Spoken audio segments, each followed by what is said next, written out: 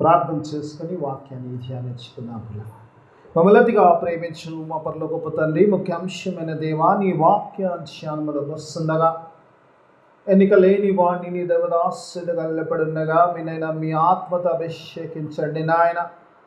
కేవలము పరిశుద్ధాత్ముడికి స్వరమిచ్చేవాడిగా నన్ను నిలబెట్టుకోమని దేవా, నీవే నీ వాక్యముతో నీ సంఘముతో మీరు మాట్లాడమని ప్రార్థన చేస్తున్నాం. మా అందరినీ బలపరిచి నాయన స్థిరపరిచి ఈ స్థలం పంపించమని యేసయ్య అతి పరిశుద్ధ నామమున అడిగి వేడుకుంటున్నాను తండ్రి, ఆమేన్. హల్లెలూయా. స్తోత్రం. కొన్ని నిమిషాలు దేవుని వాక్యాన్ని ధ్యానించుకుందాం పిల్లరా. మరి యోహాను రాసిన పత్రికలో ఉన్నప్పుడు దేవుని వాక్య భాగంలో చూసినప్పుడు మరి యోహాను పిల్లరా మరి రాసిన ఈ పుస్తకాల్లో పరిశుద్ధ మరి యోహాను సువార్త, 3 యోహాను పత్రికలు, అలాగనే మరి ప్రకటన గ్రంథము రాసినట్టుగా చూస్తాం. మరి యోహాను రాసిన ఈ యోహాను బాప్టిజం ఇచ్చే యోహాను కాదు, కానీ ఈయన యేసు ప్రభు శిష్యుల్లో ఒకడైన యోహాను, అపోస్తుడైన యోహాను. మరి ఇప్పుడు ఈ యోహాను గురించి తను తాను యోహాను సువార్తలో మాట్లాడుతున్నప్పుడు తన గురించి తాను చెప్పుకుంటున్నప్పుడు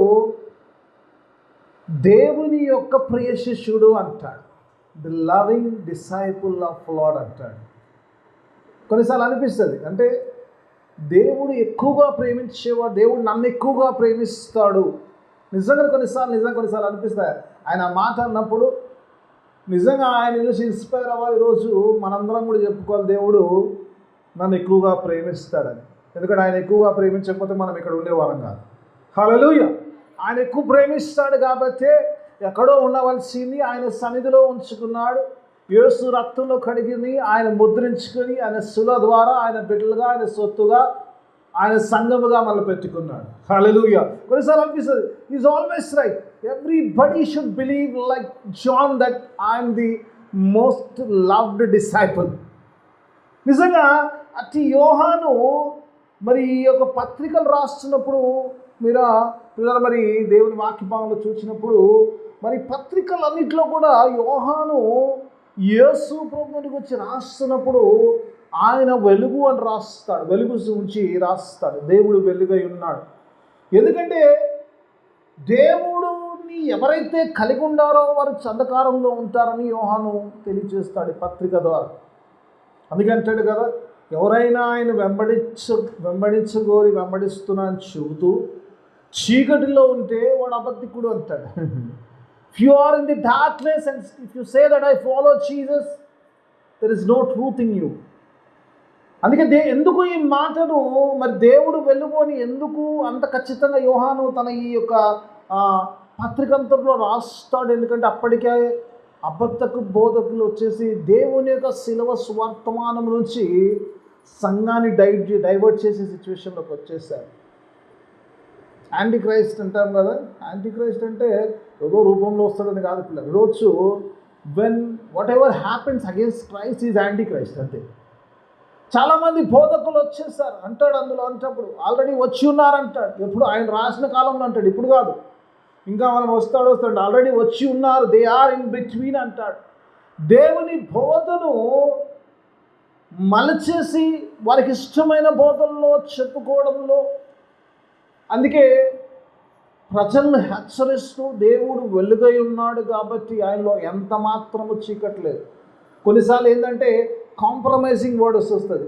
పర్లేదులేండి అంటే, ఇప్పుడు నేను ఒక దైవచనుడిగా ఉంటూ సంఘ కాపరిగా ఉంటూ అమ్మ గుడికి రాలేదు అయ్యగారు, పర్లేదమ్మా ఈ వారం రాకున్నా పర్లేదు అంటే ఐ కెనాట్ సే దట్ పర్లేదు అనకూడదు. అమ్మ రావాలి, కష్టమో నష్టమో ఇబ్బందో శ్రమలోనో అనారోగ్యమున ఏదో కొద్దిసేపు అన్న దేవుని సన్నిధిలో గడపాలి అని చెప్పగలగాలి.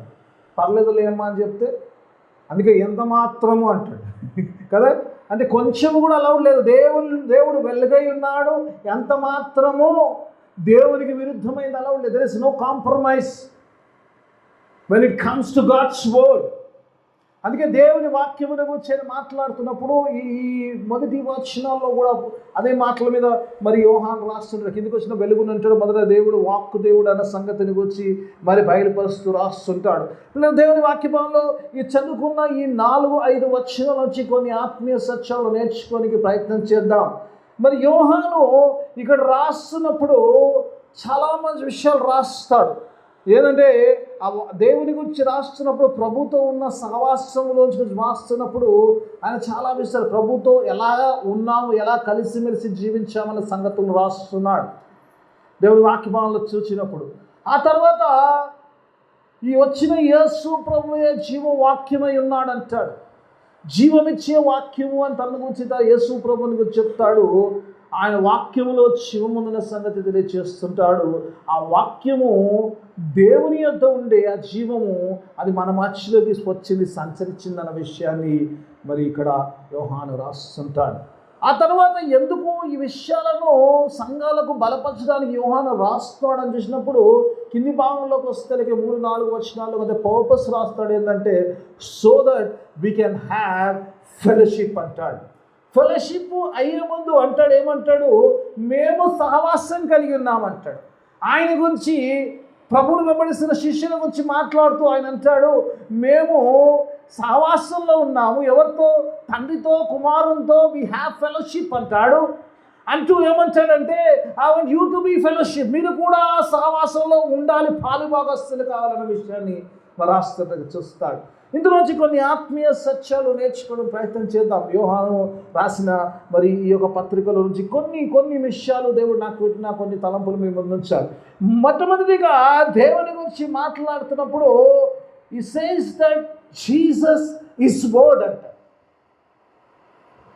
యేసు ప్రభుని యోహాను చాలా విషయాలు రాస్తాడమ్మ. యోహాను యేసు ప్రభు గురించి రాసినప్పుడు ఇదిగో లోక పాపములు తీసుకొని పోవు దేవుని గొర్రెపిల్ల అంటాడు కదా, యూదా గోత్రపు సింహం అంటాడు. యోహాను సువార్త అంటే కూడా ఆయన లోకమునకు వెలుగై ఉన్నాడు అంటాడు. ఆ తర్వాత చూసినప్పుడు యేసు ప్రభు మాట్లాడిన మాటలో అంటాడు కదా, ఆయన జీవాహారం అంటాడు. ఈ మాటలన్నీ కూడా యేసు ప్రభుని ఒక్కొక్క డిస్క్రిప్షన్ రాస్తాడు. కానీ యోహాను పత్రిక ప్రారంభించినప్పుడు మొట్టమొదటి అధ్యాయం మొదటి వచనంలోనే యేసు ప్రభుని గురించి మాట్లాడుతున్నప్పుడు అంటాడు కదా, ఆది యందు వాక్యం ఉండెను, వాక్యము దేవుని యొద్ద ఉండెను, వాక్యమే దేవుడు. అర్థమైందమ్మా? ఆది యందు వాక్యం ఉండెను, వాక్యము దేవుని ఉండెను, వాక్యమే దేవుడై ఉండెను. వాక్యమే దేవుడై ఉంటే వాక్యం ద్వారా దేవుడు ఎలా ఉంటాడంటే, కిందికి వస్తే 14 వచనం ఒకసారి చూద్దాం. యోహాను సువార్త మీకు అది తెలుసు కాబట్టి నేను చదివించదు. యోహాను సువార్త 14 వచనం ఆ వాక్యం అంటాడు. ఏ వాక్యము దేవుని దగ్గర ఉండేనో ఆ వాక్యము దేవుడై ఉన్న ఆ వాక్యమును వచ్చి రాస్తూ అంటాడు. 14 వచనం చదువుకున్నాం ఒకసారి. ఆ వాక్యము శరీరధారి హై కృపా సత్య సంపూర్ణుడిగా మన మధ్య నివసించను. హల్లెలూయా! ఏ వాక్యమైతే దేవుని దగ్గర ఉండేనో, ఏ వాక్యము వచ్చేది యోహాను ఆ వాక్యమే దేవుడు అంటున్నాడు. ఆ వాక్యము ఎక్కడికి వచ్చిందంటే భూమి మీదకి వచ్చిందంటాడు. శరీరము ధరించుకొని యేసు ప్రభుని గురించి మాట్లాడుతున్నప్పుడు వర్డ్ బికేమ్ ఎ ఫ్లెష్ అంటాడు. ఆ flesh is nothing but Jesus. ఆ యేసు, ఆ వాక్యమైన దేవుడు యేసుగా యేసు రూపములోకి మన మధ్యలో సంచరించడానికి వచ్చాడంట. ఇది యోహాను సువార్తలో ఆయన రాశాడు, చాలా ముందు రాశాడు ఆ మాటను. మరలా ఎందుకే ఈ మాట రాస్తున్నాడు అని ఒకసారి ఆలోచిద్దాం. ఆల్రెడీ రాశాడు కదా యేసు ప్రభు వాక్యం అని. ఆయన వాక్యము శరీరం ధరించుకొని మన మధ్యలోకి వచ్చాడు అంటున్నాడు కదా. ఆ వాక్యమును గురించి ఒకసారి చూద్దాం. ఒకసారి చూద్దాం. మొదటి వచ్చాం మన వాక్యమాలకు వద్దాం. యోహాను సువార్త యోహాను పత్రిక 1వ అధ్యాయం 1వ వచనం చదువుకుందాం. ఒకసారి చూద్దాం.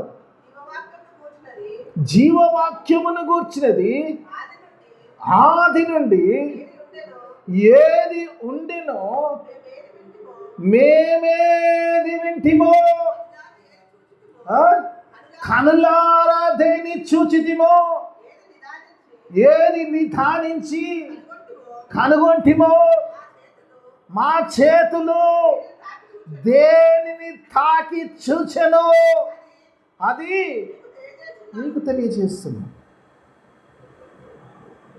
ఏ మాట అయితే యోహాను సువార్తలు అంటున్నాడో, శరీరము ధరించిన యేసు ప్రభు మన మధ్యలో సంచరించనున్నాడో, ఆ సంచరించిన యేసయ్యను గురించి ఈ ఫిజికల్గా ఆయన మాతో తిరిగాడు, మాతో ఉన్నాడు. ఏ మాటలైతే మేము ఆయనతో విన్నామో, ఆయన నోట్లోంచి విన్న మాటల గురించి చెప్తున్నాడు, ఆయన చూసిన కళల గురించి చెప్తున్నాడు, ఆయన తాగిన చేతుల నుంచి అంటాడు ఈ వాస్ ఫిజికల్. ఏదో ఊహలో రాయలేదు, నేను ఏదో ఊహించి రాయలేదు, ఏదో కట్టుకథలు చెప్పలేదు, కానీ ఆయనతో మేము కలిసి జీవించాము. This is the truth. We live with the physical Christ. కట్టుకథలు చెప్పండి అందుకోండి. ఏ సంగతులు అయితే అంటాడు, ఏదైతే చూచామో, ఏవైతే కనుగొన్నామో వాటిని గురించి రాస్తున్నాను. ఆ వాక్యము శరీరము ధరించిందంటే, ఒకవేళ మీరు నమ్మలేకపోతున్నారేమో, కానీ ఆ వాక్యము శరీరం ధరించిన ఆ వాక్యముతో మేము సహవాసం చేసాము. ఆయన మా మధ్యలో తిరిగారు, ఆయన ముట్టుకొని చూసాం, ఆయన మాటలు విన్నాం, ఆయన కళ్ళలో చూసాం. We feel.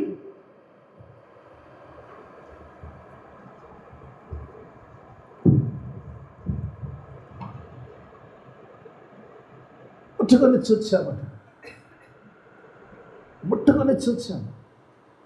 It is physical. ఇది నిజము. ఆ దేవాతి దేవుని కుమారుడు ఆ పరమును విడిచిపెట్టి ఆ వాక్య దేవుడు శరీరము ధరించుకొని భూమి మీదికి వచ్చాడు, మాతో సహవాసం చేశాడు, మేము ఆయనతో తిరిగాము. ఈ సంగతులే రాస్తున్నాము.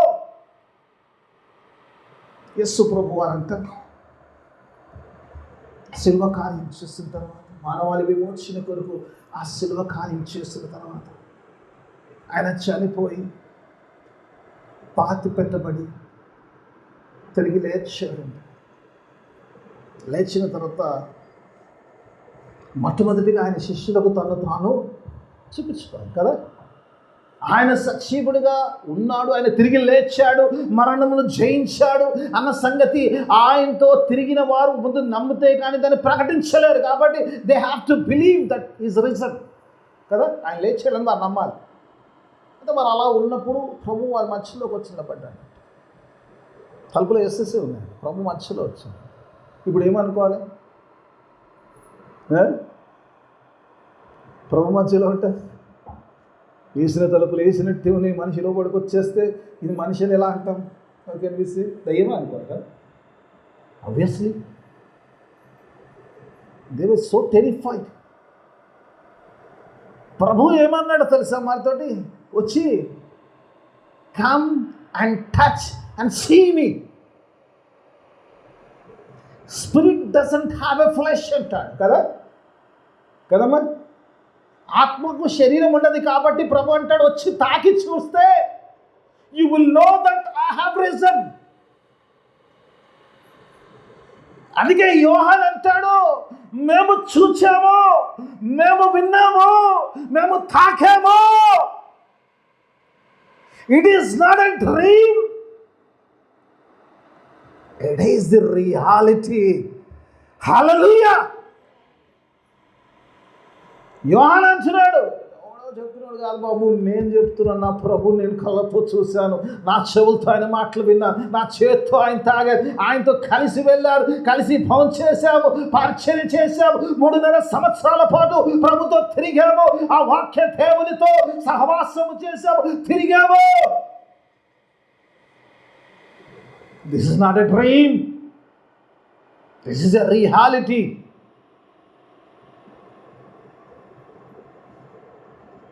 ఊరికినే రాస్తాడమ్మా, నేను చూశాను, నేను విన్నాను, నేను ముట్టుకున్నాను. నేను అసలు కొన్నిసార్లు అనిపిస్తుంది, జస్ట్ ఐ వాజ్ రీడింగ్ అనుకుంటా, ముట్టాను, తాకాను. ఏంటంటే ఈ సో అంటే you want to convince that Jesus is not a story, is real, is a truth. ఏ మాట అయితే ఎస్ అన్నాడు, నేనే మార్గమును జీవమును సత్యము.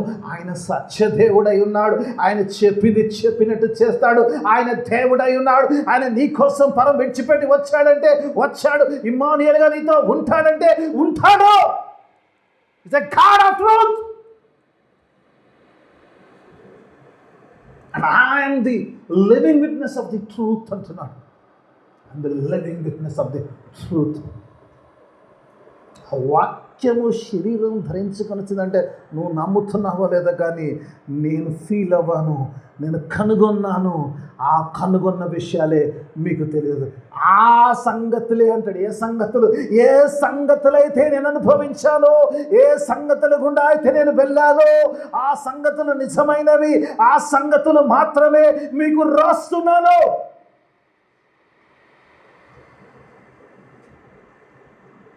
అని అన్నకు అంత ఖచ్చితంగా లేదు. సంఘం నిజంగా can be feel that Jesus is my saviour. నిజంగా ఆ ఫీల్లో ఉండగలుగుతున్నాం. ఎస్, వచ్చామంటే వచ్చా దాంట్లో మునిగా no Jesus, I have Jesus with me చెప్పుకుంటాం. నాలో ఉన్నవాడు లోకంలో ఉన్నవాడి కంటే శక్తిమంతుడు, ఆయన భయం వస్తుంది. Feel that if you have Jesus, then you have to be boasting about Jesus. అవునంటే నా దగ్గర అతిశయపడాలి. ఒకవేళ అతిశయపడితే అది క్రీస్తుని బట్టి అతిశయపడాలి. If have to boast, I boast in the Christ because my power comes from Jesus. It's real power. It's a real power. అందుకే ఇక్కడ అంటున్నాడు, word has become flesh and the flesh was with us for the long time. మే అనుభవంలోకి వచ్చే వరకు ఉన్నాడు. ఆ విన్న ఆ సంగతులే మీకు రాస్తున్నాను అంటాడు. ఇంకటి ఏమంటాడు తెలుసమ్మా? అంటాడు ఆ వాక్యం ఏమంటాడు? జీవ వాక్యము. It's a word of life. అదేదో మామూలు వాక్యం కాదంటాడు. ఎందుకు వర్డ్ ఆఫ్ లైఫ్ అంటాడు? తీసుకెళ్ళారయ్యా, దెబ్బలు కొట్టారు, రక్తమంతా పోయింది, సిలువ కార్యం సిలువలో వేశారు, చనిపోయాడు, పాతి పెట్టాడు, అయిపోయింది అనుకున్నాడు. 3వ రోజు మళ్ళీ తిరిగి లేచాడు. అయిపోలేదు. ఆ వాక్యం చచ్చిపోలేదు, తిరిగి లేచాడు. మరణాన్ని జయించి తిరిగి లేచాడు. అది జీవవాక్యము. It's a word of life. It is not anything. నేను చెప్పే సంగతి అది మామూలు విషయం కాదు. అది జీవవాక్యము అంటాడు. అది జీవమిచ్చే వాక్యము.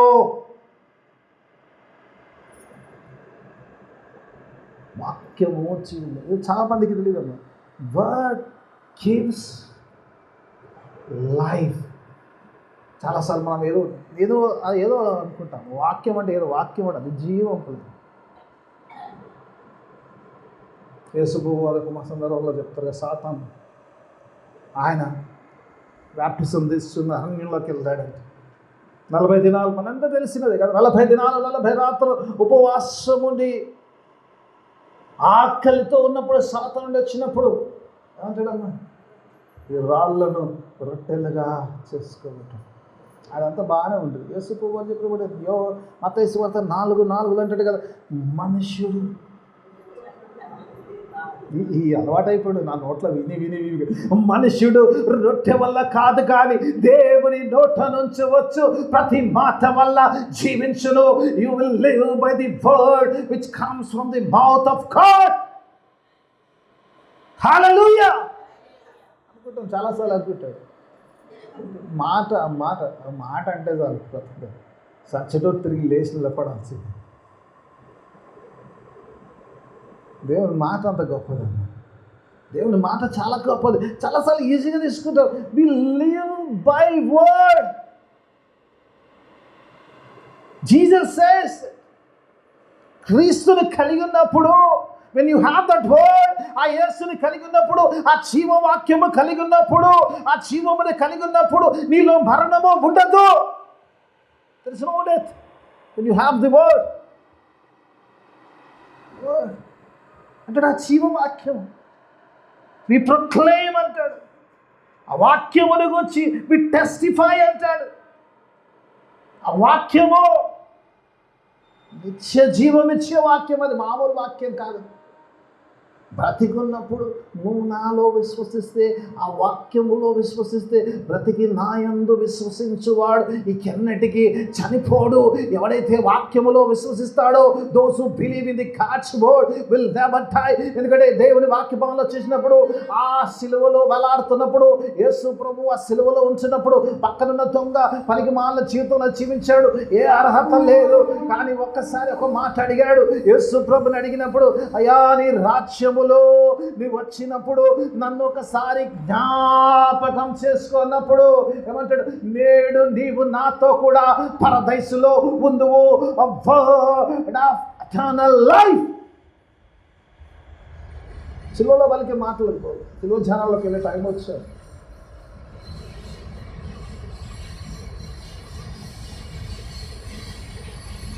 పాపం వల్ల వచ్చే జీతము మరణం.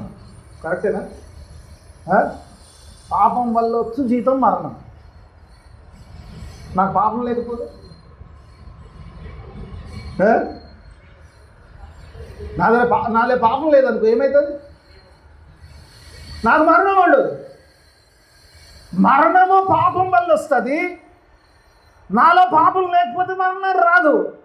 నాలో పాపం ఉండకూడదంటే యేసయ్య సిలువలో పలికిన మాట నాకు రావాలి, నా జీవితంలోకి రావాలి. తండ్రి మీరు ఏమి చేయించినారో, నేను చేసే ప్రతి పనికి మాలిన పనులు నా యేసయ్య అక్కడ పాప క్షమాపణ ఇచ్చినప్పుడు, I am sinless, I won't be guilty anymore because he paid the penalty there. ఆ మాట, ఆ సిలువలో పాప క్షమాపణ మాట ఆయన నీ కొరకు నా కొరకు పలికాడు. If you take that word, you are cleansed. ఆ మాటను తీసుకున్నప్పుడు ఆ కార్చిన రక్తము నీ కొరకే అవుతుంది. కాబట్టి యేసు రక్తము ప్రతి పాపమును కడుగును. ప్రతి పాపమును కడిగినప్పుడు then I will be sinless. then I am sinless. ఏముందమ్మా అని కొన్నిసార్లు అనిపిస్తుంది. అది ఏం చేశాడు దొంగ?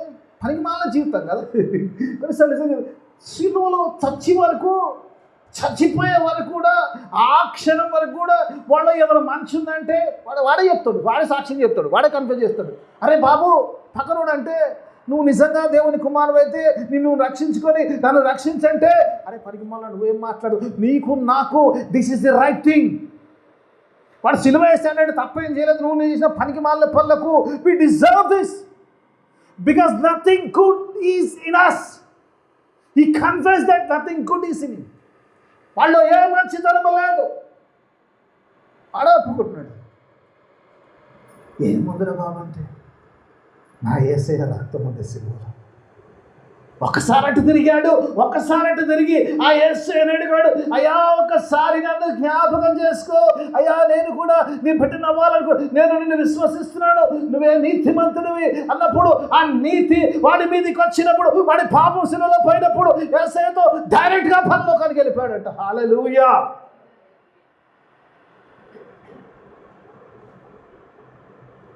ఈ రోజుల్లో విశ్వాసులు ఎలా అయిపోయారంటే, వాడు చేసిన పని కూడా దేవుని సన్నిధిలో ఒప్పుకోవడానికి కూడా టైం లేదు. కొన్నిసార్లు ఆయాసం అనిపిస్తుంది చెప్పడానికి. There is no time to confess. ప్రార్థనలో కన్ఫెస్లు వెళ్ళిపోయినాయి కదా. ఎందుకు? నీతిలో మనం యూదుని మించిపోయాం.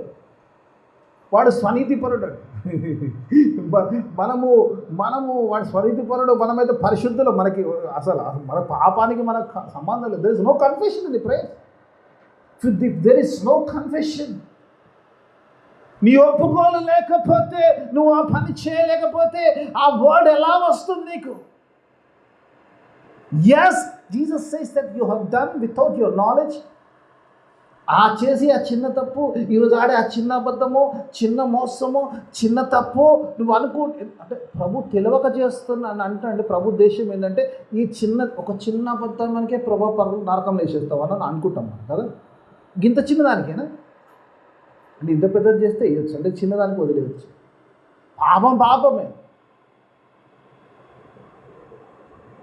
ఆదమ్మ వాళ్ళు ఏం పాపం చేసి? ఆజ్ఞ అతిక్రమమే పాపం.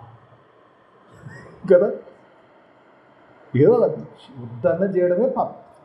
అది చిన్నదా పెద్దదా సెకండరీ ఇష్యూ, అది చేయడమే తప్పు. కాబట్టి అత్యధికమే పాపం. ఆ పాపము అంటే దాని సీత మరణమే. కాబట్టి ఆ తెలియక, అంటే దీని యొక్క పరిణామం ఏమైందో తెలియక వాళ్ళు చేస్తారు.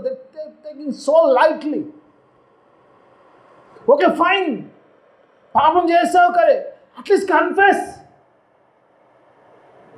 కన్ఫెషన్లో రాకుండా పాప క్షమాపణ కావాలంటే యేసుని ప్రభువు అని ఒప్పుకున్నవాడు రక్షింపబడతాడు. నువ్వు ప్రభు ఆయన ఒప్పుకుంటే నువ్వు పాపి అని ఒప్పుకున్నట్టు.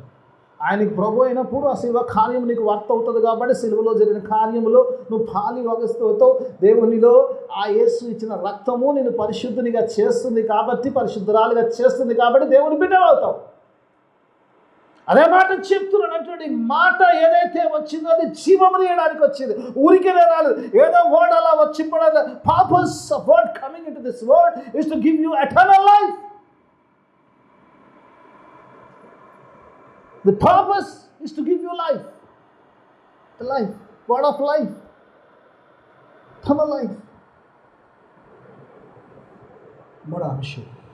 I have only 5. Look at it. There you go. నేను వాక్యం ఆలోచించినప్పుడు నాకు 3వ అంటాడు. 5వ నేను అలాగా చదివించాను, 4 వరకే సరిపోతుంది నాకు. ఆ 4వ దాంట్లో అంటాడు కదా, జాన్ ఎంత గొప్పగా చెప్తాడు. We had fellowship అంటాడు. ఏమంటాడు? సో దట్,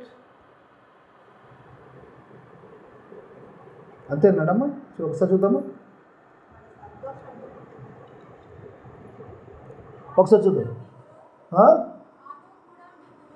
మాతో కూడా మీకును సలమా ఒక మాట చెప్తున్నాడు. ఏమంటున్నాడు? మాతో కూడా. We are having fellowship. I want you to be the part of the fellowship.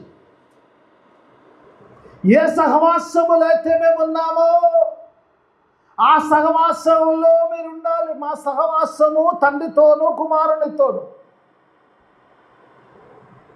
ఎవరు సహవాసంలో ఉండగలుగుతారు? ఎందుకంటే ఆయన పరిశుద్ధుడు, మీరును కనుక పరిశుద్ధులుగా ఉండు. వాక్యం చెప్పి పేతురు పత్రికలు వచ్చిన ఏమంటాడు? దేవుడు పరిశుద్ధుడు కనుక మనం పరిశుద్ధులుగా ఉండాలి. ఎవరు దేవునితో సహవాసం చేస్తారు? పరిశుద్ధులు మాత్రమే సహవాసం చేస్తారు. అంతటి జోన్ అంటాడు, మేము సహవాసం, we are already in the fellowship with the Jesus and the father. I want you to be the have the fellowship with the Father and the Son. ఈ పైన 2 జరిగితే ఆ వాక్యం నమ్మగలిగితే, ఆ వాక్యం నా కొరకు వచ్చిందని నమ్మగలిగితే, you have faith, you are ready to confess your sins, that word gives me life. ఆ దాంట్లోకి నువ్వు వచ్చినప్పుడు ఆ వాక్యము ద్వారా నిన్ను పరిశుద్ధునిగా చేస్తున్నందుకు యేసు ప్రభువు అంటాడు, నేను పలికిన ఈ మాటల ద్వారా మీరు పరిశుద్ధులు. యోహాను సువార్త 15వ అధ్యాయం 10వ భాగంలో అంటాడు, నేను పలికిన ఈ మాటల ద్వారా మీరు శుద్ధులయ్యారు. You became holy by the word. When you become holy, you can have fellowship. The word can make you holy. When you're holy, you will have fellowship. అంతే ఉందమ్మా? యోహాను సువార్త 15 3వ 1 1లో కానీ 3లో కానీ ఉంటుంది.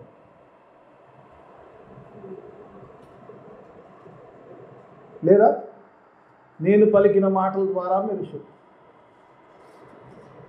యోహాను 15 నేను మీకు చెప్పిన మాటలను బట్టి మీరిప్పుడు పవిత్రులై ఉన్నారు అంటాడు.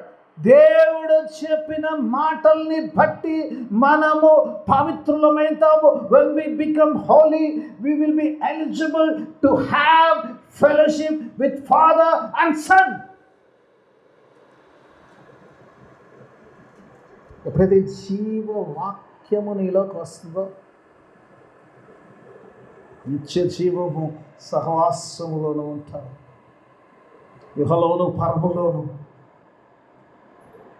యోహాను అంటున్నాడు, ఆ సంగతులే చెప్తున్నామ్మా. నేను చేస్తున్న సహవాసం మీరు కూడా అందులో సహవాసాలు. ఎందుకు చెప్తున్నామంటే ఆ వాక్యం మనల్ని ప్రభు సహవాసంలోకి తీసుకెళ్తుంది. కాబట్టి believe in the word of life. A word of life. Believe in the word of life. ఆ జీవం ఇచ్చేది, నీ పాపమును తీసేసి నీకు జీవం ఇచ్చే వాక్కును, నీకు పరిశుద్ధత ఇచ్చే వాక్కును, నేను ఇచ్చే జీవులకి నడిపించే ఆ వాక్కులో, ఆ సహవాసంలో నేను ఉండాలని యోహాను కోరుకుంటున్నాను. అలా ఉండడానికి, ఆ వాక్యాన్ని కలిగి ఉండడానికి, జీవముని కలిగి ఉండడానికి దేవుడు తన ఆత్మ సహాయాన్ని మనందరికీ అనుగ్రహించినగాక. ప్రార్థన చేసుకుందాం. అందరం లేచి నుంచి ప్రార్థన, ప్రభుని ప్రార్థన, ఆశీర్వాదము సెలవుతోటి మనం ముగించుకుందాం. నువ్వులదిగా ప్రేమించు ఎవరిలో తండ్రి, నీకు వేలాది స్తోత్రం. గొప్ప దేవుడవు, శక్తిమంతుడవు, సృష్టికర్తవు, సర్వాధికారి నీకు స్తోత్రం. అవునైనా చక్కని మాటలు మాతో మాట్లాడిన దేవానికి స్తోత్రం చెయ్యి. అవునైనా చక్కని మాటలు ఇచ్చావు నాయన. నీ వాక్యము నైనా జీవవాక్యమై ఉన్నది నాయన. అట్టి జీవవాక్యములు కలిగిన వారు పాప క్షమాపణ పొందుకొని నిత్య జీవములో ఉంటునైనా నీతో సహవాసములో ఉండే అట్టి భాగ్యము మాకు దయచేయి. ఇతబడిన వాక్యం అందరి జీవితంలో ఫలబద్ధ వాక్యం చేయని వాక్యానుసారమైన జీవితాన్ని దయచేయి. చేర్చ ప్రతి ఒక్కను బిడ్డను సంఘమును మిడిన ఆశీర్వాదం నింపి పంపించమని యేసయ్య అతి పరిశుద్ధ నామమున అడిగి వేడుకుంటున్నాను తండ్రి. ఆమేన్.